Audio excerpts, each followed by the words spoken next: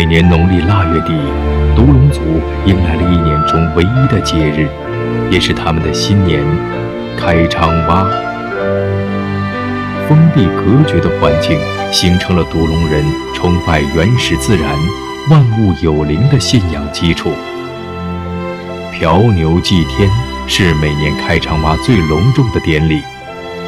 物资贫乏的时期，过年时能杀得起牛的人家并不多，牛的价钱又十分昂贵，嫖牛祭天一度成为最神秘的祭祀活动。2006年，开昌洼被国务院列为第一批国家级非物质文化遗产。